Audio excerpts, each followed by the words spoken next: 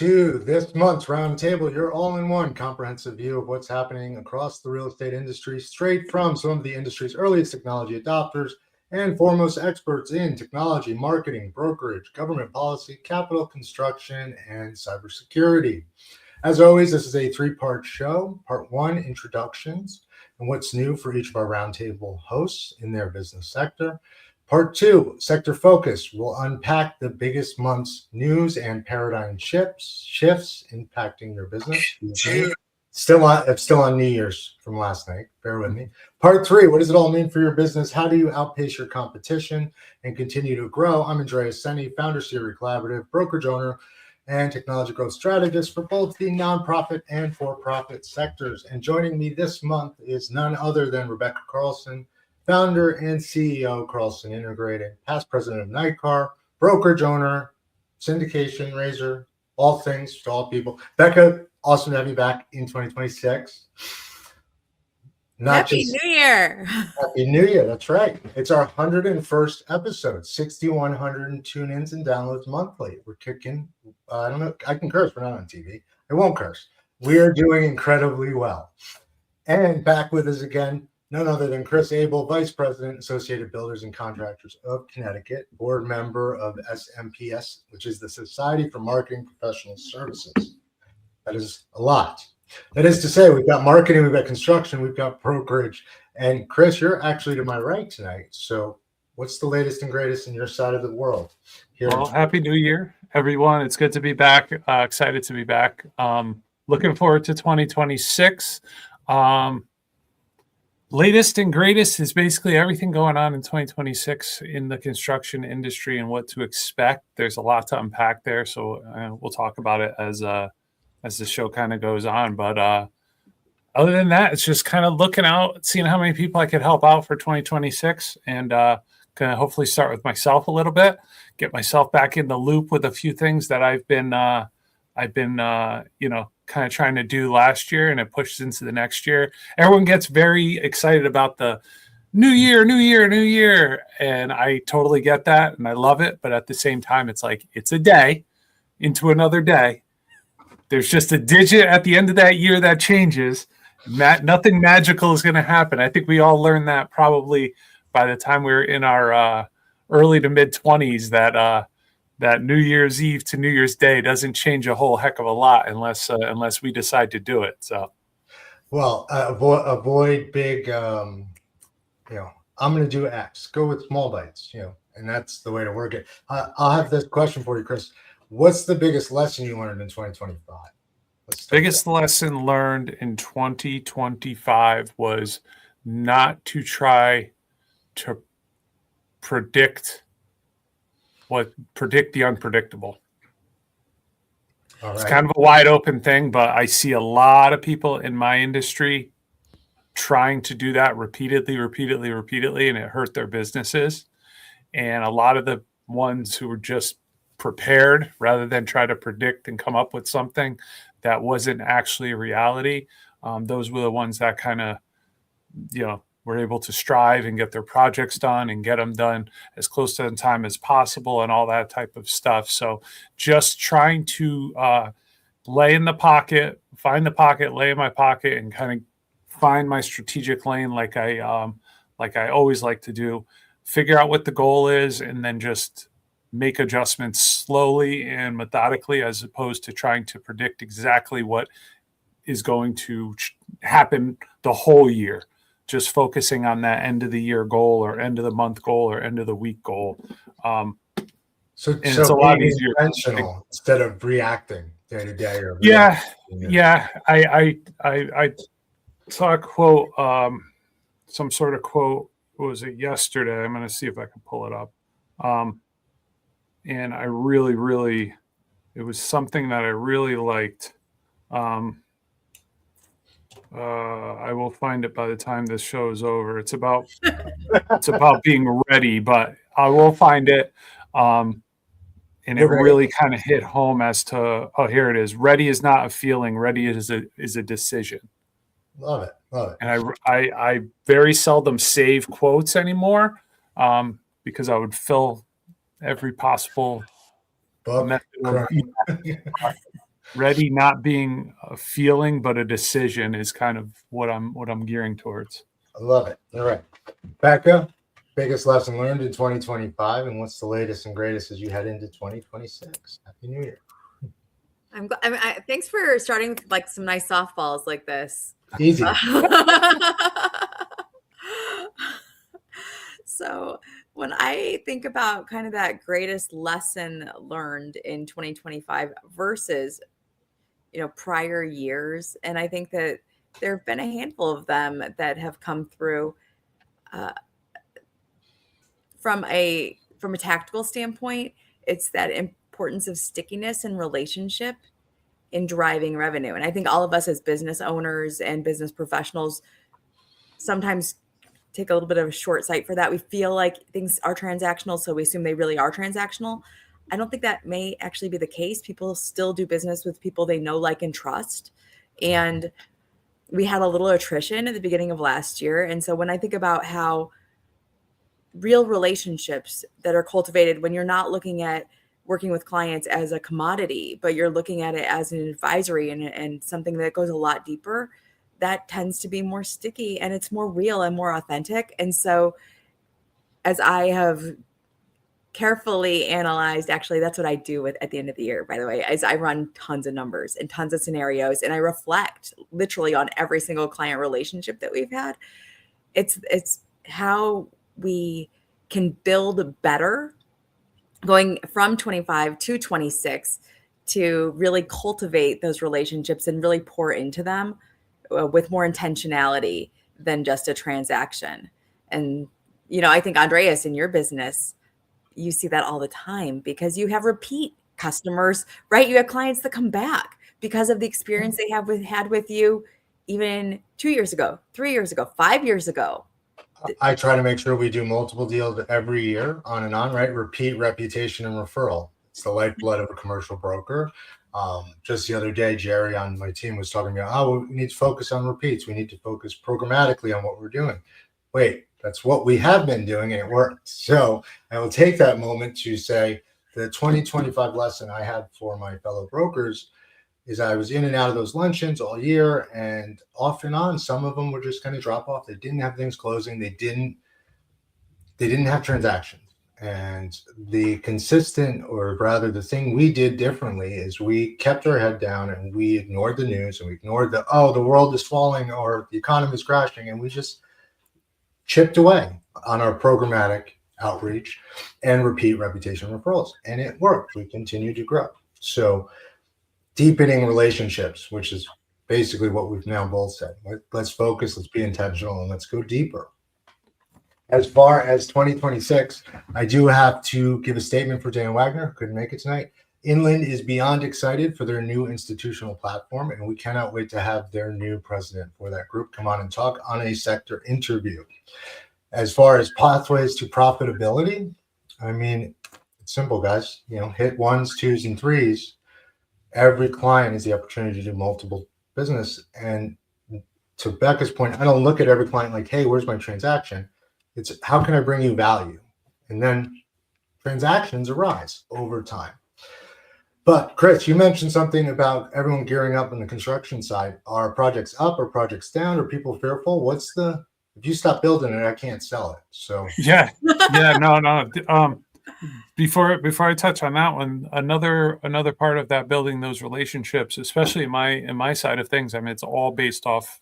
All of our businesses are based off of retention, referral, but my direct numbers are retention based. People can't be afraid to go back, and I see this in my space a lot where it's like, okay, a company drops or a member doesn't get involved and they drop or whatever the case is. You can't be afraid to kind of eat crow and go, you know what? I need to go back and communicate with that person and actually, like, not just let them go. Not saying you're going to get them back immediately, but there's kind of a relentless method, but being relaxed also. And just kind of letting them know, like, hey, listen, because I know, like, one of my things last year, even though I had great retention, I'm looking at this year's retention. I'm looking at how people are looking at their money and all that sort of stuff. And I know I was caught up in a lot of different things last year that I normally were not caught up in. And it might affect some of my retention this year. And the last thing you want is for your personal reputation to get involved where people are going, oh man, like I heard all these things. I jumped on board. I got involved. And then it didn't seem to be all it was cracked up to be. And a lot of people are very easy to just kind of let that go and go, you know what, part of business, or come up with some excuse as to why something happened and not go back and kind of chat with those people and keep those relationships going to come find them, because you never know where those people are going to go. Also, one of my favorite things, every Monday, I usually spend about 20 to 25 minutes, sometimes a little longer, flipping through LinkedIn to see the job changes.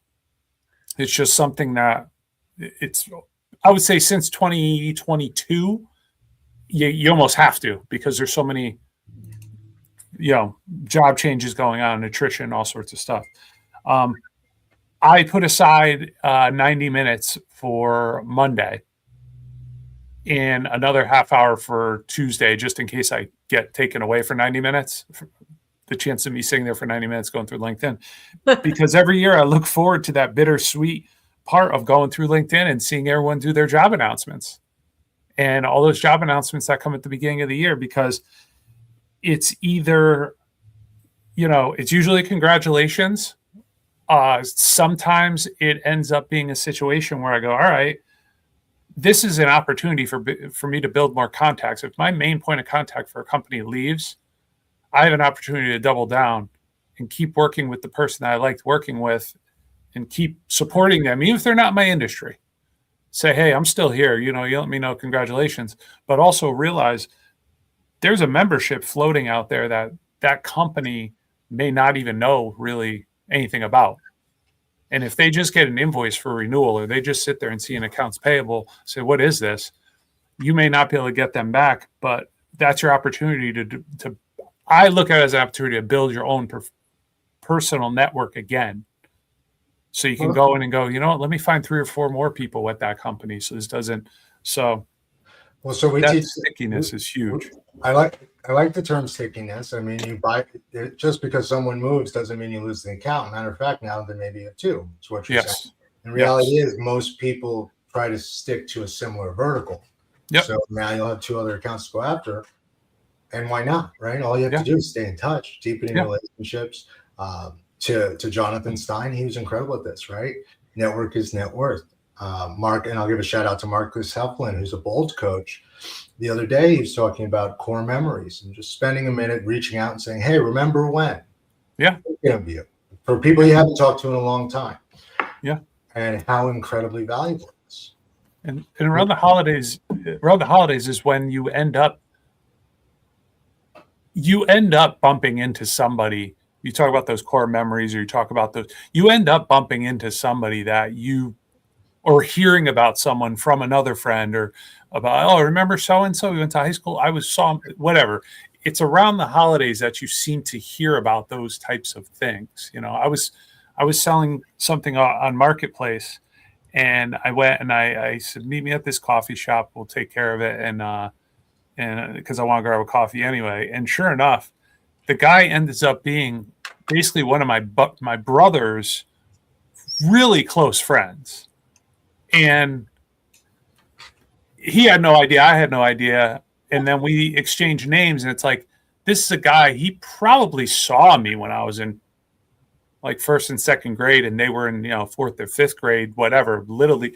But you never know where things are really going to cross over. And the holidays are always a time where you end up, inevitably, somebody's going to say a name, or you're going to say a name, and somebody's going to go, oh, that's so-and-so. And you kind of go, oh, wow, didn't think those lines would cross. And it's just another reason to be good to people all the time too. It's an easy way to pick up a conversation, right? So especially with commercial brokers, we have name tags, we have pins in this world. Yeah. I know Becca on the marketing side, she's like, oh yeah. And we have branded hats and vests and all of the things. Yeah. But clients come from everywhere, right? right? Yeah. At least especially in the brokerage business. And if not a client, maybe a partner or an advisor or a something, right? By the way, Becca, I did not get my Christmas gift this year. I'm just throwing that out there from Carlson. Just kidding. I did get it today. What a terrible thing to say. No, Mean. the reason I wanted to bring that up is Becca's company, and Becca is incredible at doing just that, right? Following up on the holidays. Every year I get something from her company, and I get a heartfelt message with that something. It doesn't feel transactional. It hopefully isn't transactional. It's not. You want to know about construction? Should we actually talk construction a little? Let's go. All right. So there's and with the happy face, we got to get. Yeah, no.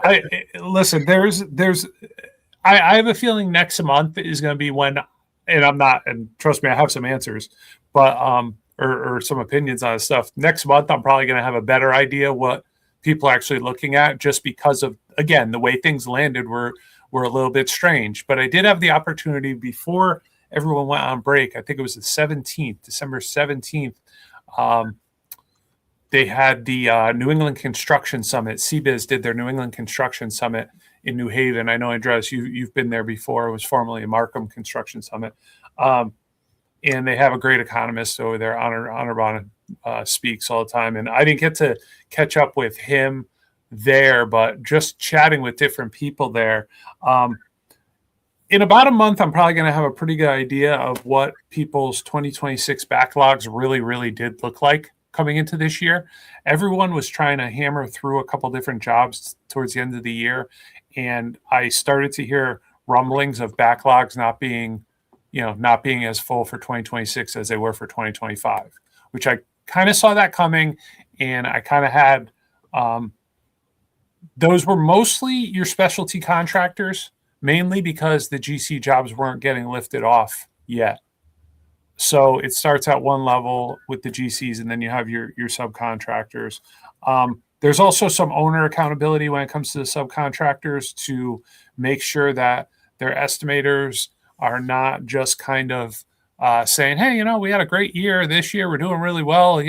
We just can't do this or just can't do that. They really got to start digging in and seeing why they're not winning bids. Because if somebody in one trade is saying they have a strong backlog, but three other people in the same trade are saying that their backlog is not strong enough, they really do need to look back and see, well, why are we missing? Why are we losing these bids? Why are we getting outbid?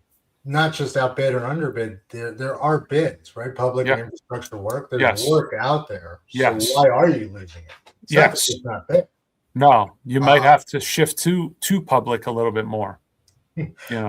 Which reminds me, Becca, who won Woman-Owned Business Award last year, right? Did it officially. That was a 2025 moment. And speaking of another 2025 moment, Chris, retention 95% year on year. So 95. Not for nothing. What we're saying does matter, deepening these relationships. Yeah. As far as the numbers that I read on construction, 2023, 2024, a lot going on, especially residentially. 2025, a bit of a slowdown.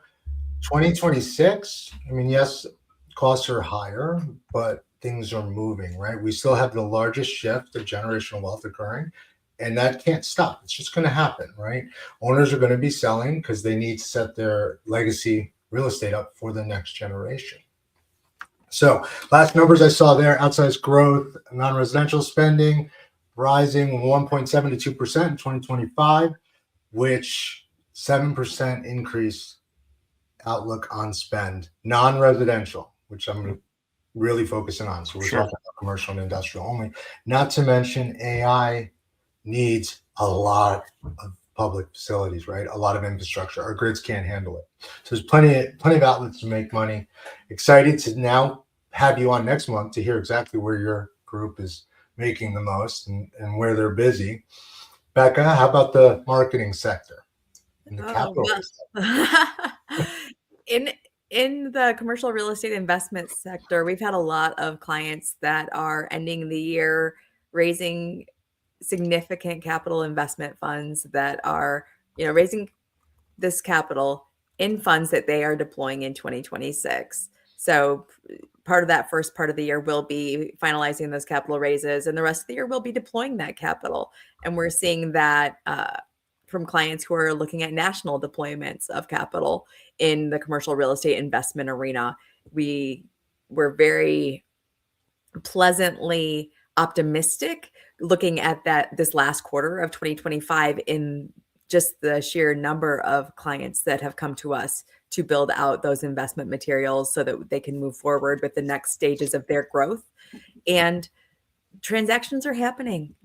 Transactions are occurring, have occurred over the past quarter, and will continue to occur in 2026. And very, very clear, well outlined plan for deployment of the capital. And again, we've seen this with multiple clients. So with fully national plans for acquisitions and for investing in all product type, by the way. So it's not just retail, it's not just office, it's not just residential or multifamily.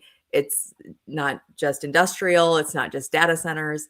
So we're seeing it in all product types that investors, they started off 2025 sitting on the sidelines a lot, and that capital needs to go to work. Yes, 100%. So they have, right? They want to. They're so excited going into 2026. Everyone's really excited about investment.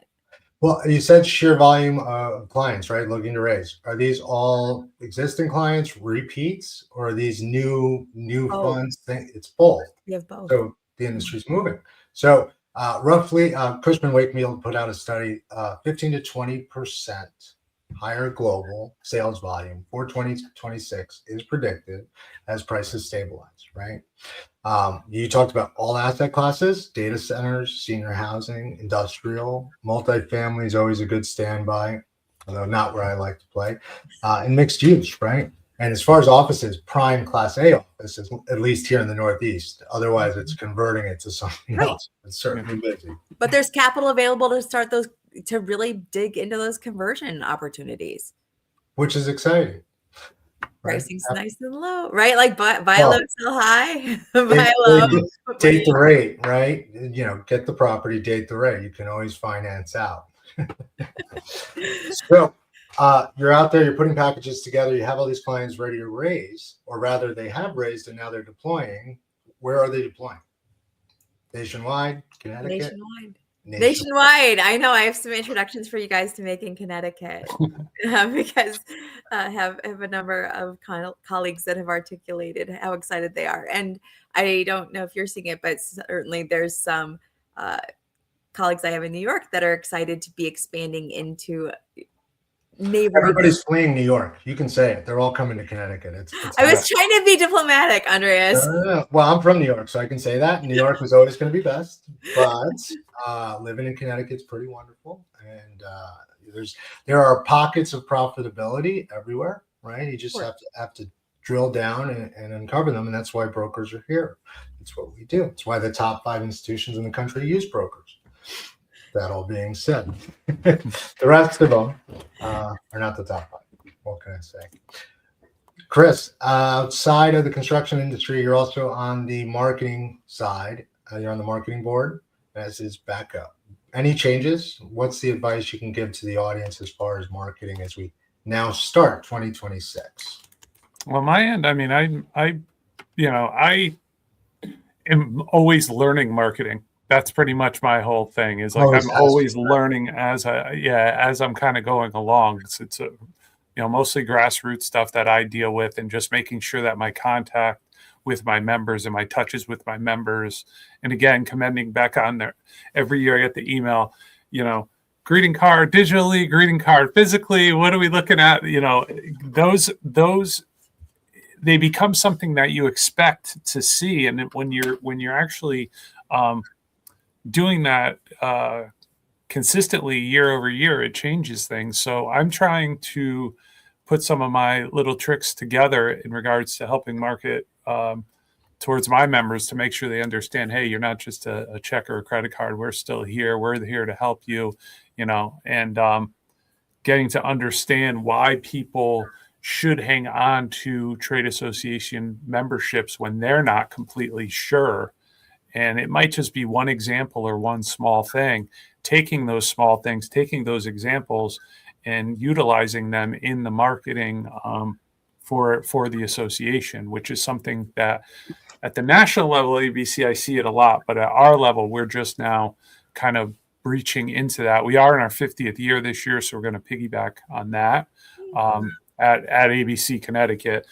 Nationals just wrapped up their 75th anniversary. So I think we're going to steal a few things, cross them over, and we just want to get people.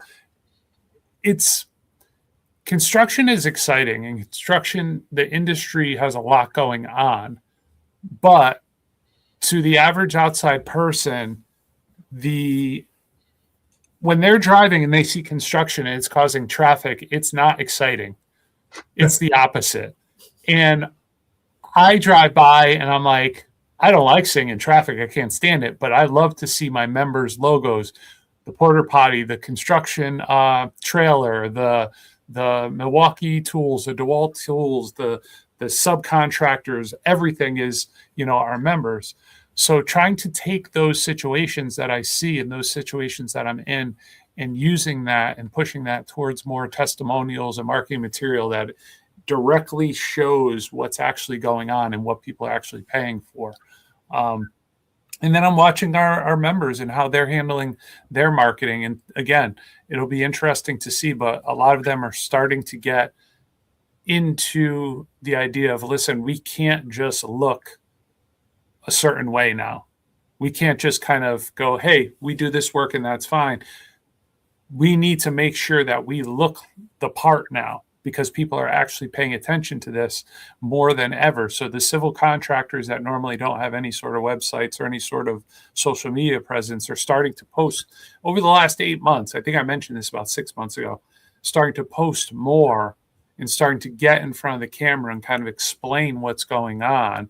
And the contractors that will do that, making sure they're doing things safely and things are caught on camera that are being done safely, actually will increase their chance of getting onto, certain bid lists and into certain situations that they may never have noticed before, because they just thought, okay, here's where my bread is buttered. It's going to continue to get buttered that way. It's going to move forward. And then all of a sudden they lose a job or two.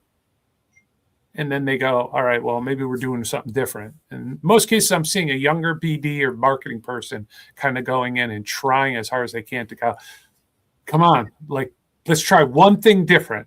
And if it works, we can go from there. And if it doesn't work, they never say that part. So, well, then they just aren't there anymore, right? And yeah, unfortunately, I've seen that several times. But then Becca may get a call or some, that's when they may go from the employee versus the agency.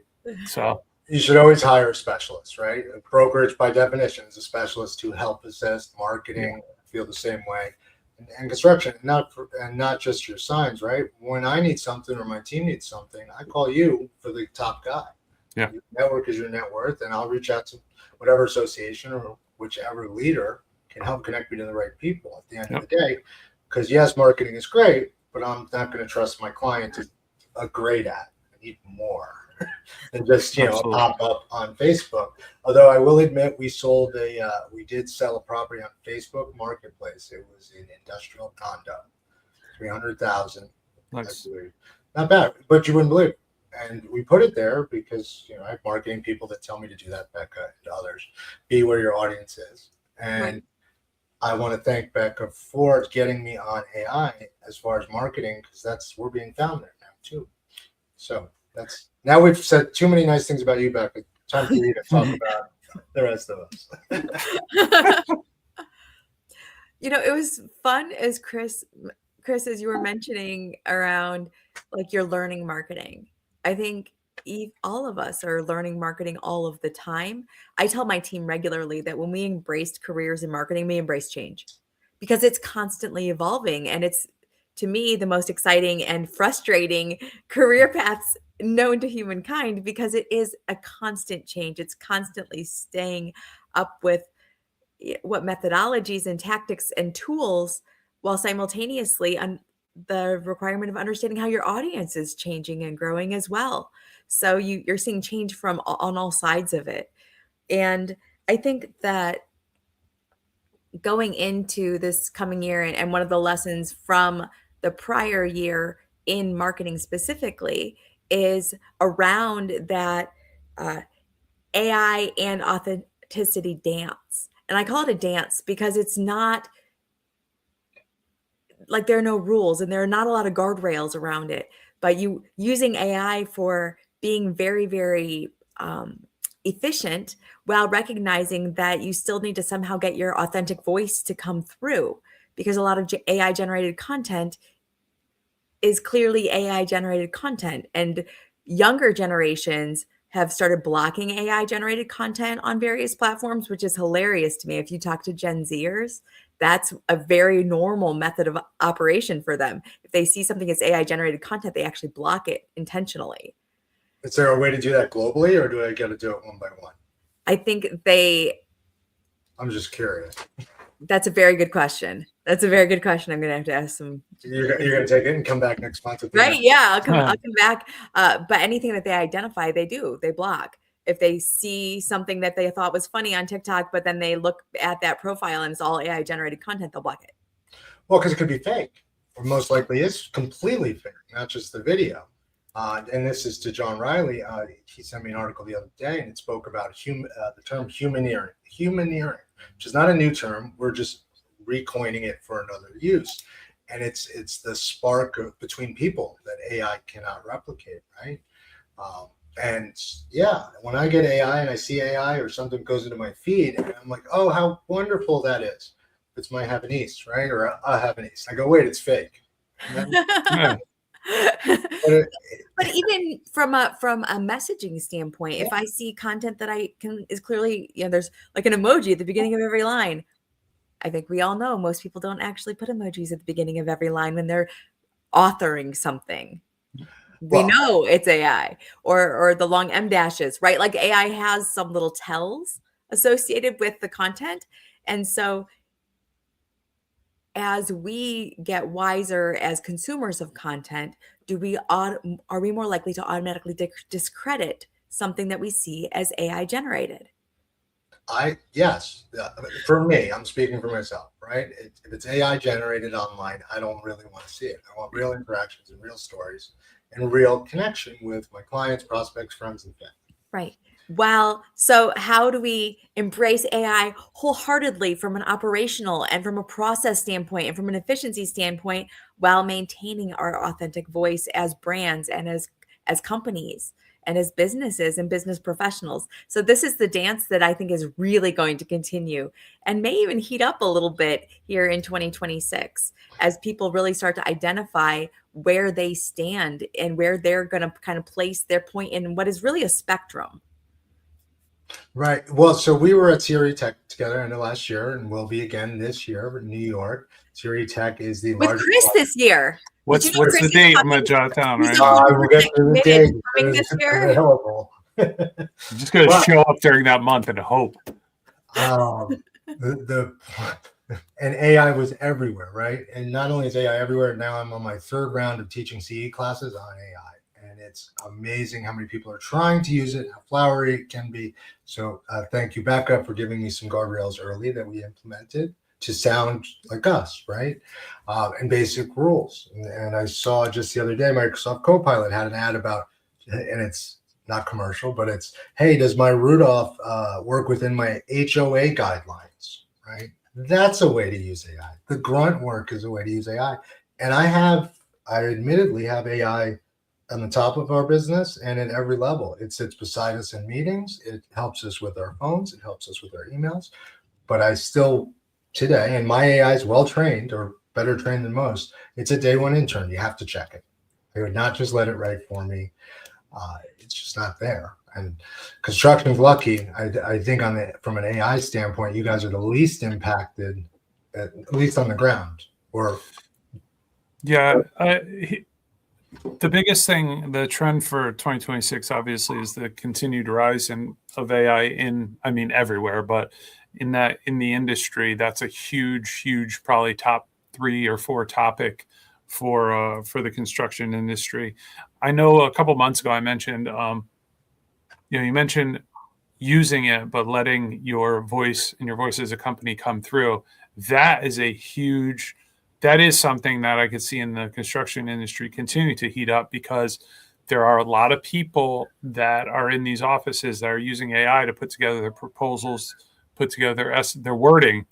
And it's making it so when bids get open and bids are being looked over, a lot of stuff is starting to look similar. Very similar, which in most cases, that's usually a good thing when it comes to bidding, because if things kind of line up and the bids are somewhat competitive, there's least of a chance that maybe one of the GCs there miss something that, because that always happens. Oh, how did this person end up, $50,000 less than everyone else? What happened here? What did they miss, or what did we miss? But now you add in the factor of AI using the same wording and the same, you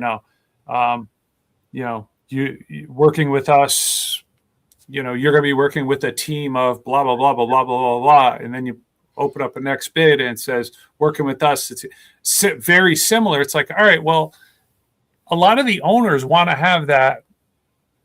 I want to like who I'm working with. Like you said, I want to trust who I'm working with. I want to, and a lot of these people are just going in, they're going, okay, well, it's like, quite frankly, like resumes. If you get resumes now and you start looking at them, the average resume from like a 24 or 25-year-old, I would say, and I'm being very general with age on that, they're going to have the same buzzwords and the same, no different than when we were all taught how to write resumes and things like that. But this is like, it's, hey, I want to do this, this, and this, and it's pumping out a resume. It's not getting rechecked, like you said, a day one intern.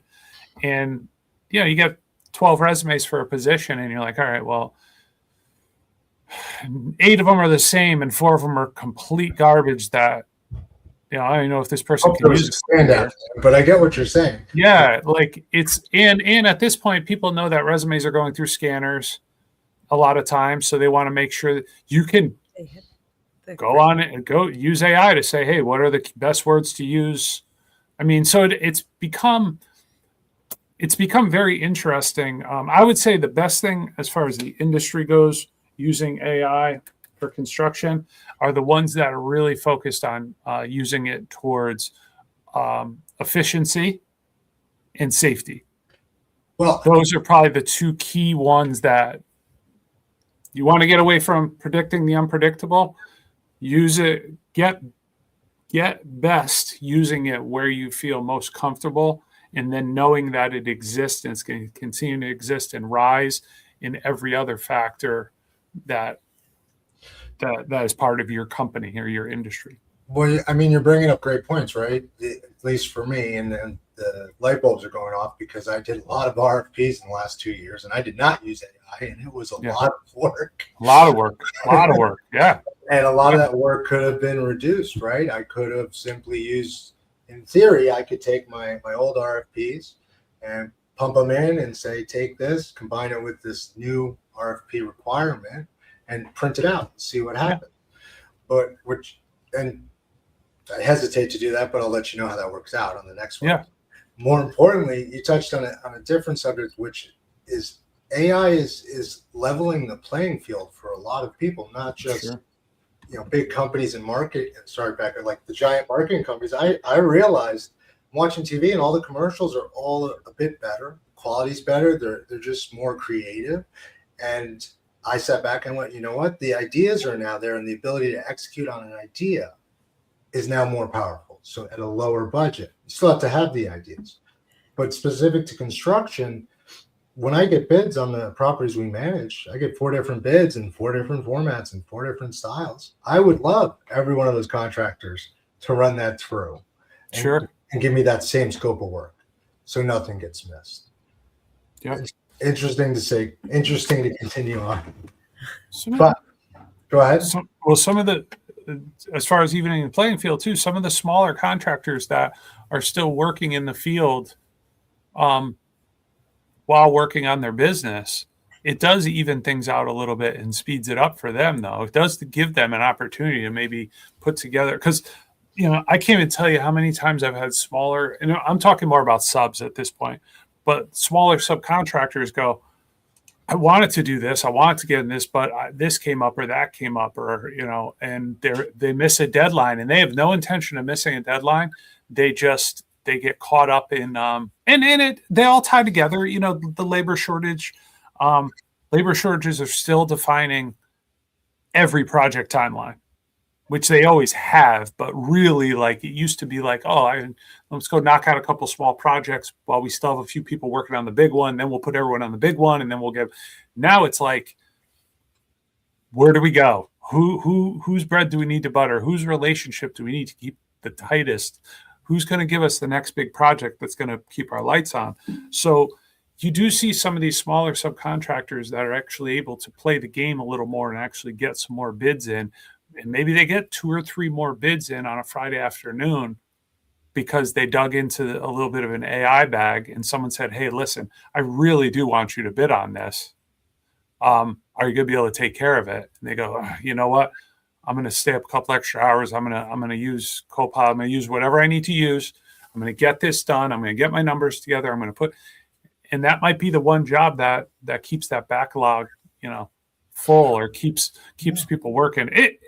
Like I said, I find construction exciting, and this is one of the things that gets me, I'm glad I'm on my end of it as opposed to actually, building or doing BD for a construction company. I'm just being very truthful on that, but it is exciting. I mean, there is excitement to winning bids, and there is disappointment to losing bids, and there's excitement to finding that news out either way, Speaking for my company, first time at bat, we were shortlisted. We went 15. We did 15 of them. We were shortlisted for 12. It was exciting. Killed my conversion rate, but we'll be better next time at bat, right? And that all is exciting. And you're right. Can I do more now today with less time? 100%. AI does that for me all day, every day. You said something about putting it in anywhere, so I'm just going to give a public warning, or just for what it's worth. As an example, I had an owner take on financial information from a prospective tenant to review it. That prospective tenant sent it direct to the owner because they were worried about too many eyes on it. And my owner subsequently dropped it into ChatGPT as is, all together. So this is a reminder to our audience globally: do not publicly source the information you share. You should be redacting, right? If you wouldn't share it, if you don't want a stranger to see something like a name or financial or account numbers, you've got to strip those out. Yep. And you mentioned Copilot first, which I love. That's what we use. Copilot is fantastic. So for all the brokers out there and across the industry, really. Becca, here we are at 6:45, third part of the show. A lot of AI talk, a lot of marketing talk, a lot of business. What is the advice you can give our audience as we move forward into 2026? I will say that one of the later elements that I have been striving to embrace at the end of 2025 and going into 2026 is margin. And one of the reasons for having a little bit of margin is that you can then take advantage of opportunities that come your way. When you are running 24/7, it depletes you, but it also doesn't allow for those chance conversations or for running into somebody at a networking event and being able to schedule a coffee because your schedule is too full. And I tend to run with a pretty full schedule. And so I will say that some advice that I have that I am taking to heart is to put a little bit more margin in there so that you can have a few more conversations that you wouldn't have otherwise had. And it's not this is very heartfelt because it's from my own experience of running myself a little bit too ragged. So that is one that I'm really excited about going into 2026, of how to build in margin and how to build in those time buffers for having more ad hoc and like intentional conversations as follow-ups versus just going on to the next thing, and the next thing. So that's I know it's probably not what you were asking. No. It's great advice, and for those that dare, because I do it, we use Motion AI. Right, Motion sits on top of all my other AI tools, and you're talking about margin, right? And the reason it sits on top of all my other AI tools is no AI tool does everything. Point solutions for AI right now is paramount, but this one specifically reviews my day, reviews my calendar, reviews my work. And it yells at me in just that way. It says, hey, you need to spend more time on XYZ. So for those trying to put more margin or trying to optimize their day, who keep in mind your feelings might get hurt those first few reports, because it's basically a real-time coach all day. And it comes in, it says, hey, you were 73% efficient. You did this, this, and this. You didn't do this, this, and this. So in that regard, yeah. I mean, how do I find more time for those items? And the way I'm finding more time to have those conversations is through AI. I mean, that is truly that's my primary use. It saves time, and it's reminding me of the right things at the right time. Yeah. Chris. I got a couple things. One of them, at the very top of the show, I mentioned one of the goals was helping as many people as I can, but helping myself first. And that's kind of what I was leaning towards, is what Becca was just saying. I was, like I said, doing so much, but then not, if I'm helping myself, that means I'm leaving some of those open spaces for those coffees with different people, with meaningful conversation. And that's going to end up helping other people and myself together at the same time. And that's kind of what I was leaning towards at the very beginning of the show. So I agree 100% with that. I have a construction-based piece of advice and a personal piece of advice. The personal piece of advice is very simple, but a lot of us don't do it, is, set a personal goal to accomplish within 2026. Really set a personal goal. There's so many times where I may mention something to someone, and then a trusted advisor of mine, a good friend of mine, a family member of mine will go, yeah, well, that's great, but that still has to do with work. I took so many days off in December, but I'm like, I got my day off, but I still got to, they're like, you really don't understand how days off work. And that's the same way a lot of my goals end up swinging into the professional side of things. And sometimes it's just a matter of sitting back and actually setting a personal goal that doesn't, if you set a goal to read X amount of books, okay, but how many of those books are really for your work? You know what I'm saying? Like, set something that's legitimately personal, that you don't have to put out a whole bunch of social about it. You don't have to, just something that exactly is personal and what you want to accomplish. And, so that's one thing. And then for the industry, for some of the owners, some of the brokers, some of the people dealing with real estate in general, is hear out some of the contractors that are dealing with offsite and panelized construction, because that was something that for several years was basically seemed to be kind of trending, but it wasn't really trending. It was more emerging. So a lot of times there's things that are trending and there's things that are emerging. Trends tend to fade off. When something is emerging, it's hidden as a trend, and then it's finally here. I mean, you could look at AI, quite frankly. You could look at the internet. You could look at anything. So listen to conversations when contractors start talking about off-site fabrication, panelization, because a lot of times that may be, a lot of people don't want to hear that. A lot of people want to be like, I want to go to the construction site. If I don't see people working there, I don't see what's going on. I don't think it's really happening. Well, what if for a few days where you don't think anything's going on, there's a company doing prefab steel, full buildings. Oh, yeah. And they're in a much safer atmosphere that is controlled by the safety of their own company. And then all of a sudden, the flatbeds start coming in, and they could get that building up faster than you've ever imagined. Not to mention up in Connecticut, and Becky, you're out in Chicago, so we're talking cold weather. They can actually go and they could take care of all this stuff at their fabrication center and then bring it all out and just boom, boom, boom, boom, boom. So that's something for the industry, is the offsite and panelized construction. It's proven to no longer be a trend. Well, and I love hearing that, right? So there's since 2015, I've had companies come to me pre-cut or something along those lines, and it's always been, at the end of the day, more expensive than sticks and bricks, having guys go out and do it, right? End of last year, we saw 3 different clients switch over to that type of development. It became more cost effective to have it built off site and shipped in, and it is pretty incredible how these things kind of pop together. So that is absolutely great advice. Do you guys have specialists putting those together at ABC? We have a few. Yeah, we definitely have a few, and then we have more, and then we also have some that are doing stuff like that on the electrical side. So they're just coming out with things that they're prefab. They're doing prefabrication and much more than they used to be, and coming out, and it's a matter of. I make it sound easy by saying plug and play, but it truly is a matter of plug and play at that point.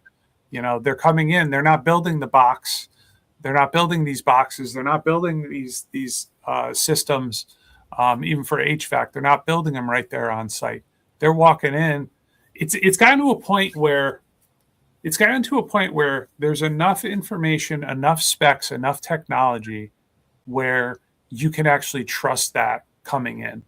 It's no different than, you years ago, if you saw kind of a house on wheels on the highway, you know what I mean? Like the big, and you saw it back then. I remember seeing it back, when I was younger, going, that's kind of cool, but like, really? Like, what are they doing with that? How's that? There's an immediate part of that trust of, and it's kind of, I grew up, there was a foundation, there was a house. This is how it works, right? But now things have just changed. That's why you see people. I don't want to go too far off in the deep end, but you see people, doing legitimate tiny homes and doing this and doing that, or living out of like camper. These are different things now. These are not just like, everything's better technology wise and stronger technology wise. That, like, there's a dorm at Quinnipiac University that, the whole dorm was just prefab metal. And I actually got to see the stacks and stacks and stacks of prefab metal once it got done, it got put out, marked up, done. And I'm like, that's wild. That's a dorm right there. Yeah. No, and look, economically, the cost savings is 8 to 15% on multifamily, and don't quote me specifically. I have to go back to those 3 clients and those 3 sets of numbers, but it's there and it's built, and it just continues to grow. And when we need multifamily, workforce housing, healthcare, there's so many ways to apply it. So I think paying attention is the best advice I've heard on the show, right? Paying attention to prefab. And if prefab is shortening our horizon, our delivery on these projects, that means we can turn our clients over much faster. It's a labor. It could be a labor help too. Well, and so speaking of labor, there is prefab as intensive on its demand for labor? Do you need as many skilled workers, or? It all depends on the project. I think that's more project based than anything. But the thing is this, even on temp, even to bringing in temp labor, depending on what it is, you could probably bring in temp labor and get some really good training. If you're think about like best methods of training, everything has its own way of, but the best way to train somebody is usually to be able to do it in no matter what it is. But if I'm gonna, train you on how to use, I'm looking at a copier at my desk now. If I'm going to train you on how to use the copier, is it going to be easier if we are out somewhere else? or is it going to be easier if we are in the space and the copier's right in front of us? So like you can go to a shop, a prefab shop, and it is not going anywhere. The prefab shop is going to be same now as it is a week from now, as it is a month from now, where when you get someone out straight up on a job site, you might want to make sure that your best team is putting the prefab stuff together all the time, but you might be able to bring the temp labor inside to actually get some solid training on how to build, how to actually create this stuff. And to be honest with you, if they find interest in it, then you might have yourself your next employee, because it's a different type of job. It's a manufacturing job at the end of the day. Yeah. And then it's a labor job out on the in the fields. And if you find somebody for a temp side or something that hey, I have prefab experience, these companies are going to eat you up immediately and be all right. Let's talk then. Absolutely love that. And I'm going to come to you looking for more prefab, because like, as I said, only 3 clients in just this last 12 months were we able to get the costs flipped. It finally became cheaper, and I didn't even think the labor side, right? Yeah.